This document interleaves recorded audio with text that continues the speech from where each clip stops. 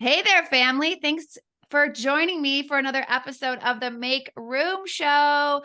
And I'm so excited to have my guest today, Ginger Myers. She is a life coach. She is the founder of Ambassador Vision. She's a wife. She's a mom. She is a powerhouse. And I am so happy to have you here today. So welcome to the Make Room Show, Ginger. Oh, Jennifer, thank you so much. I'm excited to be on your show. I love what you teach here, the decluttering. I can just absorb that all day. I need it. Everybody needs to declutter, right? Yes. So this is fun for me because we met back in September at our live event that I hosted with Lori Beth, Amy, and Becky with called the Focus Retreat, and it was in Kentucky. And so I remember just like there was a light about you when I met you, and it was so you had this like light, but you also had this like deep confidence, which I really admire. And so I remember meeting you on the dock at Amy's house at the VIP night. And That was one of so the great. things that we talked about was the fact that you actually were living in Tampa, right, at the time. Mhm. I And was, of course, we all know if you listen to the show that my half of my heart is always in Tampa. And so, but you have since moved. So this is very exciting. So tell us a little bit about that because you've been in yes. transition. You've been in transition. Yes, we've moved twice in the recent year. And so yeah, I've been doing a lot of really deep decluttering. Moving makes you do that, but God has been so gracious, just providing people and pathways. And we did not see this coming. It was a major life pivot for my husband with his work. And so that just created like, okay, this is what we're doing now. And so we've uprooted, we've met lots of neat people. We've really enjoyed the east side of Tennessee, getting to know the mountains, and we're a great outdoors family. So we do a lot of hiking and fishing and all that. So it's been fun. Yes. And I mean, just it's got to be so different for you though to go from Tampa to Tennessee because I lived in North Carolina, which I feel like Tennessee and North Carolina are very similar. And Yes. I had come from Florida. And I don't know if you've had any moments of like, what am I doing here? But I remember when I lived in North Carolina, I went from South Florida to living now in to Lincolnton, North Carolina. I don't know if you've ever even heard of this place. It's outside of Charlotte. And this is like right the summer I got engaged to Josh.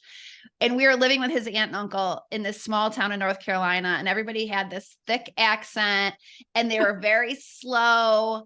And being from New York, I don't consider myself to be a slow person at all. And Right. I remember sitting out on the porch at night and I was like, I kind of feel like we're the Clampetts. Like we're all living together, right? We had like actually to make the story even weirder is his grandparents lived in his aunt and uncle's in-law apartment. So literally it was like 3 generations together. And we had to live there for a month until we like could afford our own place. And I kept calling my friends in Florida and I was like, what was I thinking? What did I do? I don't know if I can do this. And it was so funny. But again, like you probably feel right now, you have the exciting part is you have no idea what God has in store for you. And Right. sometimes you don't even know why you're there yet. You're like, you can't see the Yes. big picture. So have you had any moments, of just like, God, what am I doing here? Have you felt like that at all? Or have you just been like, this is awesome? Oh, I wouldn't go as far as this is awesome.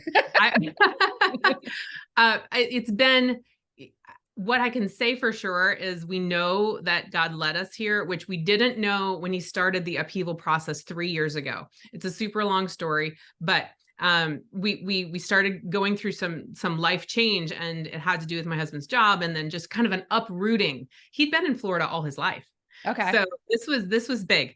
So then going through that with my husband was a real process. He will be the first to tell you that we had a lot of life coaching going on in our house. Which all of us coaches do, don't we? We're like Right. constantly trying to apply it. Yes. So myself, but really with him, he was open to it, but it was so big. And then we realized that where we were actually wasn't going to be where we were going to stay. So we were moving on. And so it was just the idea of kind of being open to what was supposed to be next, praying it through, just watching, just keeping our eyes open and just trying to stay together as a family to say, okay, we're in this for the long haul. Where are we going next? And so yeah, I would definitely say we had the winds of change. And how am I feeling about it? I do feel excited because I feel like the Lord has shown me that it's about the people, and he has friends everywhere. He's got people everywhere. And as I'm meeting new people and just and maintaining some of the friendships, but as you move, friendships ebb and flow, because if you don't cross paths, it's hard to stay in touch with some people. Were busy moms and working, and just maintaining a house is busy. Yes. So it's important to just keep it light with those people that you've had to release, so that when they do come back into your life, it's like you haven't missed a beat. Mm-hmm. Keeping it light. I like your choice of words when it comes to friendship.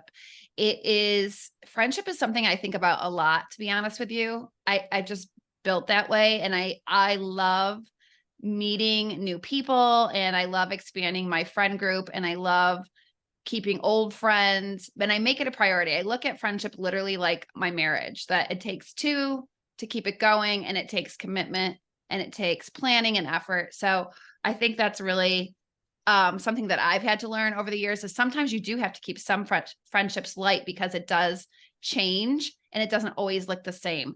One of the things I think was really interesting about the focus retreat is that every person came solo. Nobody came with a bestie. Nobody came with a sister or a sister-in-law. That kind of shocked me.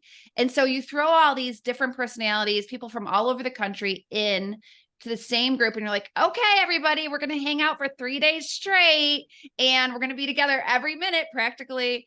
And it was so funny because I loved watching the women navigate that.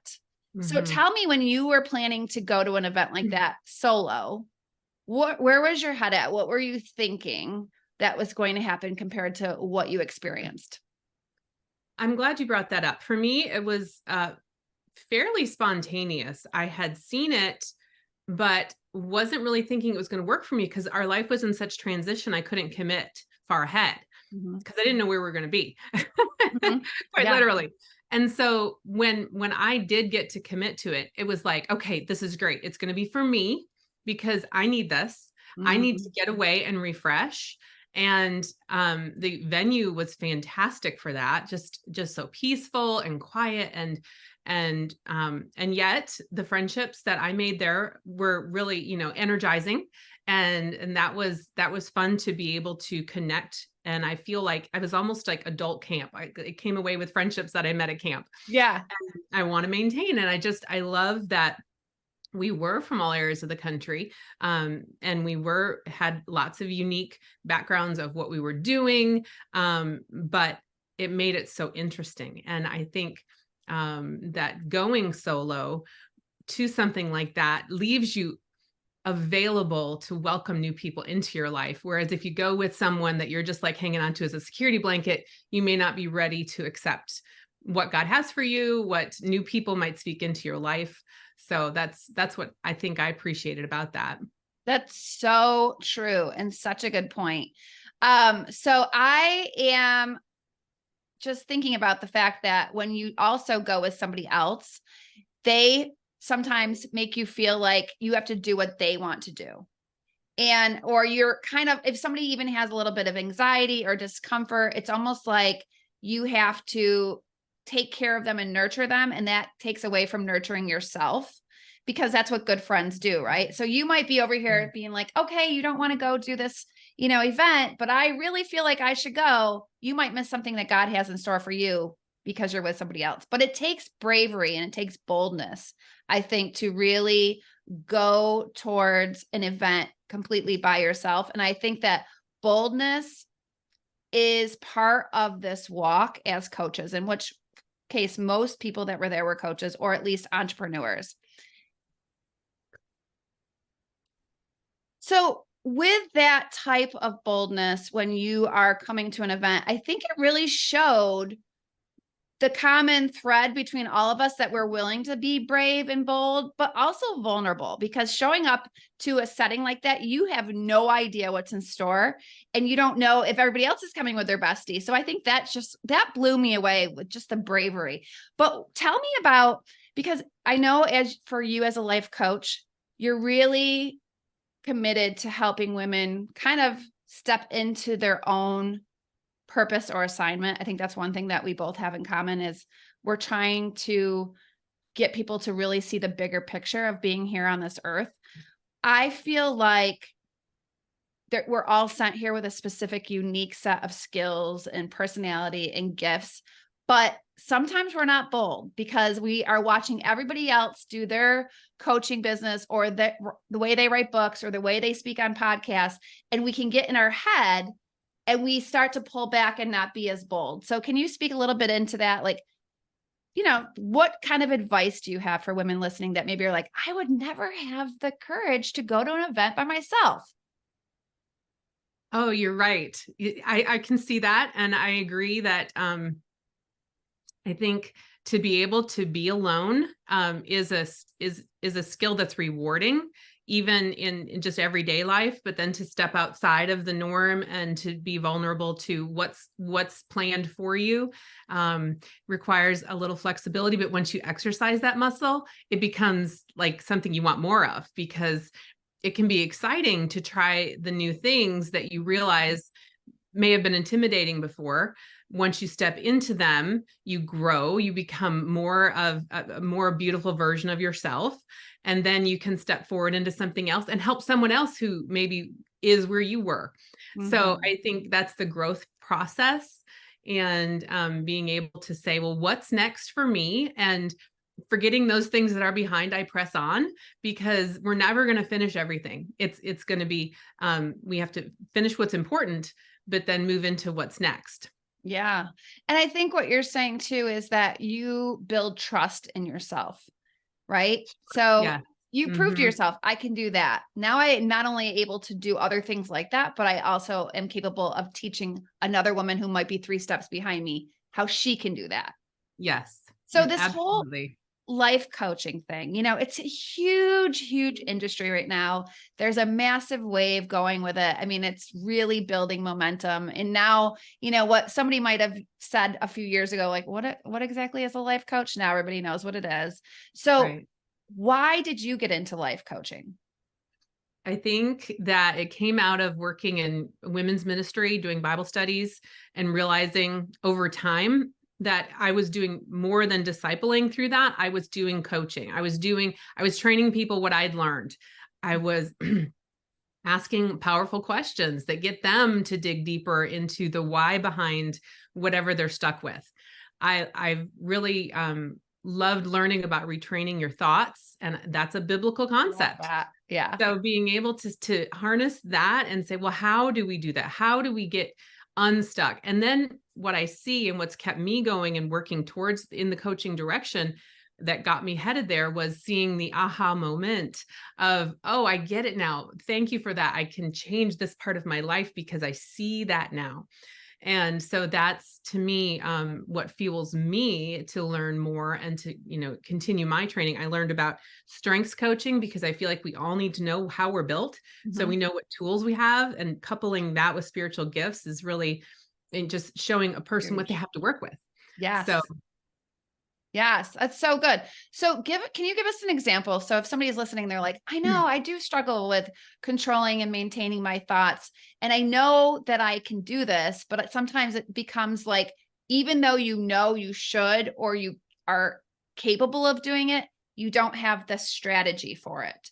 So what is something that when you have a client that is struggling with negative thinking, and I always talk about negative thinking as like mental clutter, but how, like for you personally, or how you teach it, either way you can answer, what are some strategies that you use in order to combat that? I think the biggest strategy is to analyze the thought, to stop yourself from the negative cycle and just say, well, what thought am I actually thinking? Mm-hmm. Am I thinking that I have to hide this because? Well, that's a thought. And so how does that thought line up with God's truth? So it all boils down to that. Is the thought I'm thinking serving me? Is it true? And how do we know if it's true? Well, how does that line up with what God says about me or what God says I should do? And let's just keep it that simple. So we Yeah. complicate it with all of the but and the oh and the, my history and all the things. And those things might be real, but they may not help us to move forward. So being able to analyze the thought, line it up with truth, and then make a decision about what we want to think, and then committing to that, revisiting it, writing it down, reminding ourselves, well, that's the truth I want to live in. And that's what will get me to my goals. That will get me to the life I'm trying to live. These other things are holding me back. Yeah, so good. And writing it down is powerful. Just Mm-hmm. even flushing out our thoughts on paper. Sometimes you look at it and you're like, okay, this thought is ridiculous. Like thinking it, you can like get behind it. Yes, that's so true. This is really bad and on and on. But then you write it down. You're like, no, this is absolutely ridiculous. Right. Yes. It really is. I think that might be one thing that is really, okay, let me ask you this as a personal question. I kind of feel like people are struggling more with controlling their thoughts more than ever because of the constant digital consumption of other people's thoughts. Absolutely. People don't get alone to think their own thoughts. Mhm. And you're influenced by so many things that you do get confused. Even, well, what do I think? What do I want to think? And it's not necessarily, because you can't take everyone else's thoughts. You can't take their problems, their perspective, their worries on yourself. We don't have big enough shoulders for that. So how do we just get alone to say, well, what's my perspective? And why do I believe what I believe, about truth, about life, about my family, about my house, about my things? So Yes. you're right. It's too much. So taking a digital fast now and then is wonderful, or just getting off certain channels completely if they just make you have too much comparison and difficulty, or for a while, that just helps reset why you're there and why you're consuming that. Yes. So it's funny to me that this conversation's all kind of building blocks, because in order to be bold, right? In our purpose, in our assignment, we have to control our thoughts, Mm-hmm. because we can't be listening to all the negativity. We can't be listening to everybody else's thoughts. And then on top of that is to really know ourselves and who we are, how God made us. Because when you know yourself, then it's easier to control your thoughts. It's easier to be bold with your thoughts. And we don't have to criticize everybody else if they don't agree with us. Who cares? Because we know ourselves. I think that's so funny with social media. Everybody's afraid to be bold because they don't want to be canceled and they don't want to be, everyone to judge them, or all the hate comments. But then, so we're all, instead of being bold up here, we're all starting to do this. And Everybody's now saying the same thing. Yeah. everybody's saying the same thing. Everybody's acting the same way. Everybody's afraid to go a little up here, a little down there. And it's just like so boring. But if we're bold, it tends to be like, wow, if I'm bold over here, then maybe I give you the courage to be bold over there. Right? Because I'm showing an example of being bold and being okay and vulnerable enough to be like, I don't care if everybody agrees with me. But on the flip side, if somebody's over there being bold, why do I care? Let them do that, because we don't know what God's calling us each to do individually. And I feel like that's where we all feel like we're supposed to slap everybody else's hand if they don't agree like us now. And that's the part of social media that I absolutely cannot stand. So Yeah. I love this. And I think that goes back into being uniquely yourself, which is exactly how God made you. And so everybody that's listening, if you receive that right now, I encourage you to be uniquely yourself wherever you are, because somebody's watching you and they're going to be like really proud of you and really encouraged by you. Because if you can be bold and unique over there, then I can be bold and unique here. Right? Absolutely. Yes. We're not in high school. We're not in cliques anymore. We don't have to conform to the little tiny group just for acceptance. Yes. We need to say, this is how God made me. I'm going to shine my brightest. Yes. In my unique way. I love that word. And just really see who needs that, who is attracted to it, who in different chapters, we're going to have different versions of ourselves. And so to be able to just say, that's okay, that's what I'm doing now. Mm-hmm. Yeah. And not to keep harping on the focus retreat, but that is the one thing that stuck out to me, is that everybody was really being uniquely themselves, I felt, and nobody was intimidated by it. That's what I made it love beautiful. that for sure. I felt that. And my take on that is I feel like it was because we were there for a short time. Mhm. Nobody was there to change anyone. Yeah. To, we were there to say, okay, this is who I am. This is what I bring to the table. How can I learn from the trainings? You guys had some excellent trainings. I still reference my notes. I love it. Thank you. And just to be able to say, how can I add to who I am? But we're not here to conform, but we're here Right. to grow. Right. Which is so important at any live event, or even if you are working with a coach, you really do Mm-hmm. have to know yourself enough to look at it as like like a sifting. Like, I'm going to keep some of this and I'm going to let some of this go. Or Mm-hmm. even if you're reading a book or listening to a podcast, we don't have to conform to everything one person says. We can say, this works for me, this doesn't. So I love Mm-hmm. that approach. So there's so many things to talk about, but one of the things that I love about you is, even in your bio, it says that, so you obviously coach people with their businesses and their purpose, but you also encourage them on the home front. And I was reading a book today, and it was really interesting right before I got on. It was saying how entrepreneurship, marriage, and parenting is like basically all the ways that we can feel unworthy at times. Like, it stretches us, right? We'll be like, oh, I'm not I should be a better mom. I should be a better wife. I should be a better business owner. And I think that's part of it. I think entrepreneurship to me is very much like parenting and marriage, where it's pulled me out of my comfort zone so many times and pushed me to have to learn a new way. And so that is all the part that we did talk about at Focus, about the integrated life. And you as a coach, you're not just coaching on one facet of a woman's life.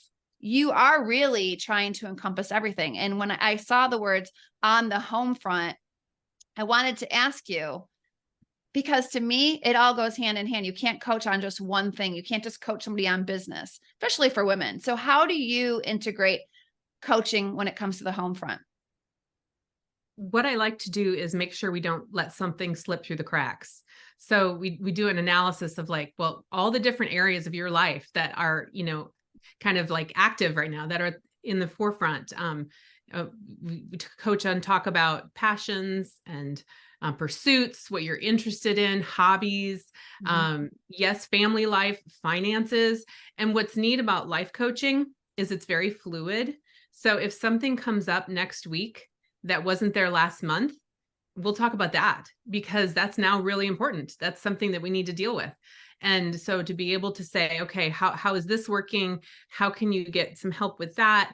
And just to be able to say it is all related. Women especially, all of our things are related, and we can't really put it in a box. And I don't think we're supposed to, but we can isolate each part and talk about it and see, are you better now trying this path than you were before?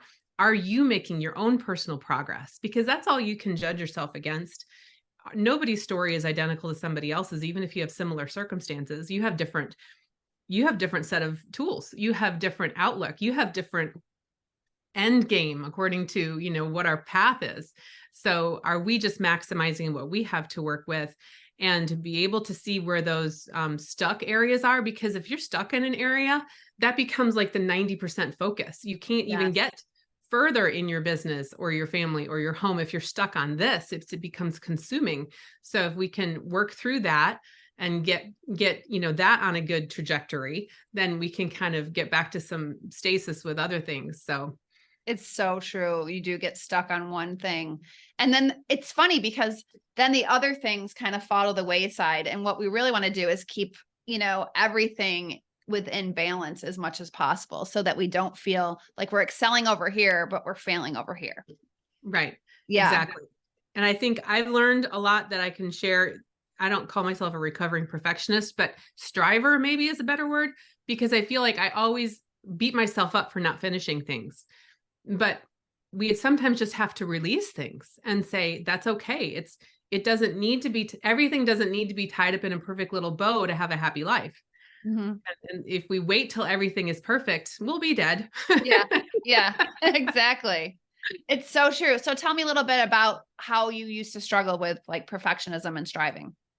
I think because my thoughts go back to being an artist. I've done a lot of art teaching over the years. My personal art, I studied graphic design and would do a lot of fine art. But sometimes I would start some projects that I was very motivated for, and then I wouldn't finish them. And that would be the first thing I would tell somebody about. Like, I can't even finish this. I can't even finish that.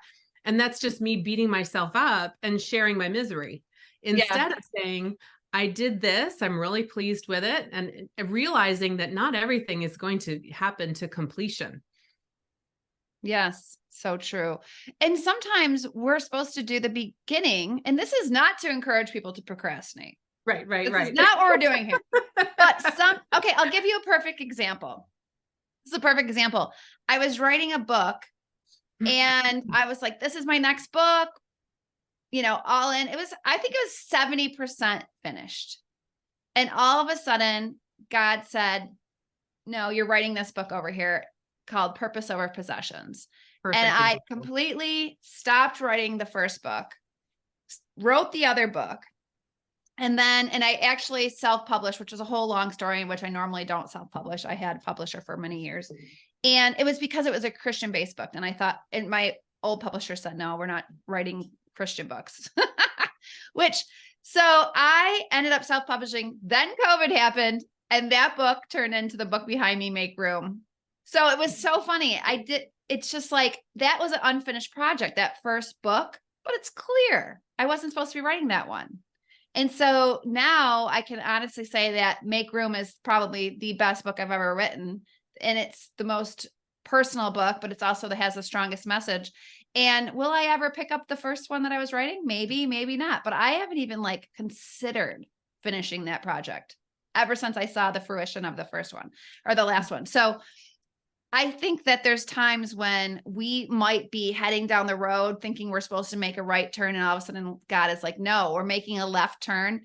Just give up on the right turn. It's just not happening right now. And that's what we're talking about. That's okay to do. But I also feel like you have to really know yourself in order to know when you can let stuff go. Right. Yeah. And let it be. And not just, and not sit there and beat yourself up over it being unfinished. Right.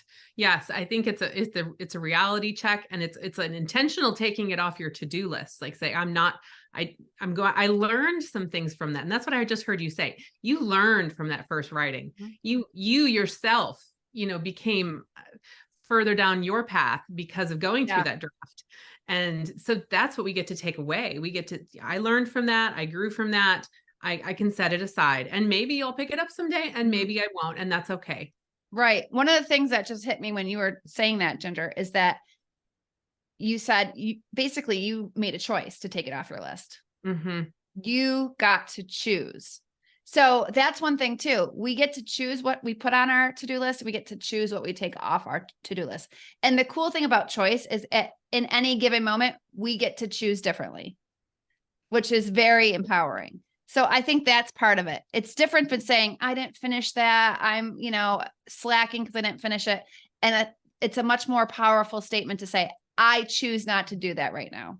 Mm-hmm. It feels totally different. So let's talk a little bit, when we're talking about the home front and integrating that into being, a businesswoman or a mom or a wife and all the things that we have, all the balls in the air.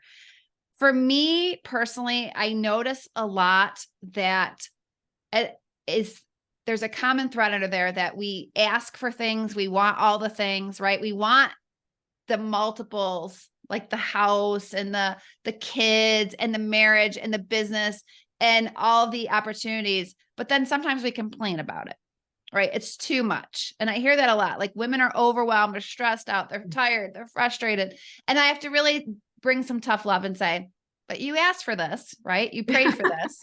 Yes. You did. And to me, it's all about stewardship. And I really feel this strong urge to say to people, be careful what you're praying for, because when God delivers, it is going to require stewardship. Mm-hmm. Whether you're praying for millions of dollars in the bank, or a bigger house or a stronger marriage or, your kids to be successful, it requires stewardship. It does. To me, Absolutely. stewardship is taking care of the blessings God gave us. Mm-hmm. So can you speak a little bit about what stewardship means to you, Ginger? I totally agree with you. Full alignment with that, because it's taking care of what God's given us, what he's put on our plate, and to stop looking around at the Joneses. And because we've got plenty to do in front of us, we've got plenty to attend to. And then that goes along the same line. And you probably tell your clients this too. Once you release something, you really don't miss it.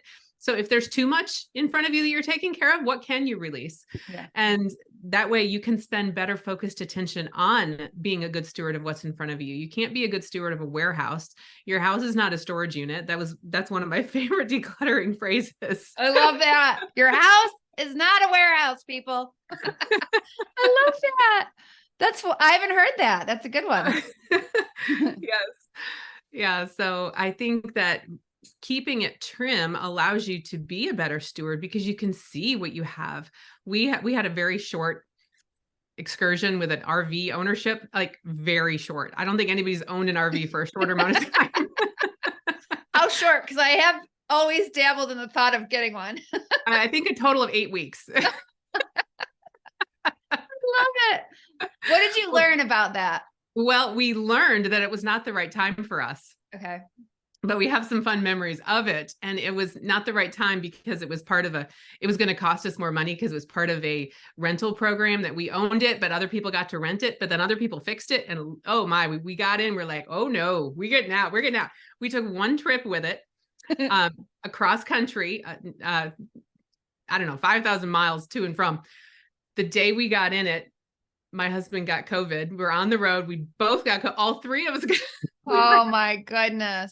We were RVing with COVID, but am I allowed to say that? Oh, yeah, you are on this show. But we knew it was not just, it was fun. It's fun to laugh about now. Of course, it was a trial at the time, but when we knew it was time to release it, we were glad we weren't a steward of that anymore because it wasn't the right time for us. Mm-hmm. Mm-hmm. Yeah. And so maybe someday we'll have another one someday. Maybe. But you made a choice. Right? Mm-hmm. You said, I don't choose this right now. I choose not to be an RV owner. Yep. Yeah. Oh, that's so funny. Josh he says, we're going to just do that like cross country RV trip one time in our life. And I was like, am I cut out for this? I don't know. Maybe rent one first. Yes. I don't know. Yeah, we'll see. But I feel like it really does. Like when I think about women having all of these things that they want to accomplish right now. And I feel like we do live in a generation where we see everything is possible. Like we all agree now. We know that. We know everything is possible. But what do you feel? I feel like a major shift is happening with women. What do you see with the clients that you're coaching and stuff? Like, what are the 2 or 3 main things that you think women really need or want more of right now? I agree. I mean, I love what you do because I feel like it integrates all being able to take actionable tips on decluttering helps you see your own life. So women need to see their own life. Mm-hmm. We need to be able to boil it down to, am I maximizing what I'm doing in my space? Because yes, anything is possible, but not everything. We still have to, you can't do everything at once. Nobody's capable of that. So we have to say, yes, I could do all these things, but what am I working toward and what's my why? And so what I like to do with my clients is analyze the life chapter that they're in. And then we can really say, well, what's important to you in this life chapter? Because everything can't be equally important all the time. Right. Or we run ragged. So being able to say, well, this is what I'm doing for now. And here's why. Maybe it is owning an RV, and here's why. This is why we are doing this right now. Yeah. And to zone in on that and just say, okay, what are the parameters of that? Because if I'm owning an RV, we're traveling, we're not owning all the Christmas decorations that I would like to own. We can't. And that's okay. We have to set those guidelines and say, that's okay in this life chapter. And I feel like that's freeing because you can say maybe in a different chapter. And that allows you to not say no forever. Yeah. But just say, not right now. That doesn't work for me right now. Yes, I love that. So are you saying that women really need to be a little bit more content in the current chapter? Bloom where you're planted is like what the age old saying, but Mhm. doesn't that simplify it? Because It really yeah, it does. does exactly what you just said, content in their own chapter and being their best in that, so that when they look back on that chapter, they can say that they did their best in that chapter and Mhm. not wish they had maximized something that can never come again. Maybe, having young children in the house, how can you maximize that chapter because it won't come again? No. I'm feeling that big time this year. I mean, with the two in college, the last couple of months, there's been, oh my gosh, Ginger, so many aha moments and like downloads and almost full circle moments of things that I was thinking or wanting to pursue that I can literally attach to that time period before I was a mom. And then I feel Mm, like it just stopped. Not, I mean, I've been an entrepreneur the whole time I've had children, but there's some things that I almost feel like God was like, we're putting that on a shelf right now, but I mhm, didn't know that I was. So I did all these other things, but now there's things I can pick back up because I'm not in the chapter of focusing every day on the kids. So yeah. even though I'm still wildly focused on my kids, I have more free time. I'm not running to sporting events every night, and I can go back to what does Jennifer want? Who Mhm. is Jennifer away from the kids? And so I think that that's really cool because we don't think that the chapters of life are going to go as fast as they actually go. And Mhm. so for women that are listening right now that might feel like, I want to do all these things, but I have these little kids, don't wish it away because that chapter goes way faster than you think. And it's not like once your kids are out of the house, life's over. You have lots of time to live those other chapters that you might have put on the shelf. And Mhm. I'm really finding that to be true right now. And I want other people that are, way ahead with, or behind, I should say, with kids, that happens quickly. And all of a sudden you're like, boom. Okay. I mean, have you felt that at all? Because your son right now is what, 21? Yes. So Yes. same age as my daughter. Yeah. Yeah, So absolutely. And our daughter is 7. yeah. So, Yeah. So watching her just lost her second front tooth yes. this past Sunday, and remembering those days with our oldest and just realizing, yeah, that those 14 years, bam, So gone. fast. And the same kind of rolls over as I think about what you're saying about stewardship, with stewarding those moments, those years that you have to influence those people in your house. And then looking at that too, switching gears to the business thought and realizing when you're in a section of business and you look at people further down the road than you, who've had maybe more years in business or more connections that have gotten them in a different direction faster, to still say, but I have to steward what I have in this chapter of my business. I can't live, 10 years down the road, and then I will miss the things I'm supposed to learn in these foundational days. Yeah. Yeah. It's so funny. I obviously hindsight's 2020, but when I think back on those chapters in my life that I wanted to rush through, Hmm. some of those chapters still stick with me more than other chapters. And I think it's because there was major growth going on. That's why I wanted Yeah, to rush through it because it was sure. annoying or discomfortable, Yes. I right? totally hear you. Yeah, we want to rush past the hard growth part. Yeah. Yeah. Like, Let's get to the plateau. yeah. It's so funny. And it reminds me too, like back to full circle, back to where you're at right now, being in a new city, in a new place. When I did start to embrace living in North Carolina and I got past the culture shock of like, okay, New York, Florida, North Carolina, very different places. Very different. I had about a year where I really didn't feel like I had close friendships. And it bothered me so much because I was like, I could still be in New York with my good friends from high school. I could still be in college or Florida with my good friends from college. Why did I come here? And I had to be stuck with myself. And I feel like that was a time that God really, really set me up for what I was going to do in my career that I had no idea I even wanted to do because Hmm. I was quiet. I was alone. I could listen. I had time to like sit in coffee shops and read books and journal with my Bible. And like, I had nothing else to do. And so Love it. I wanted to fast forward that chapter, but I can't tell you, Ginger, how many times I've gone back to that chapter and said, I got it now. That's really what changed my life, really. So very, very, very cool.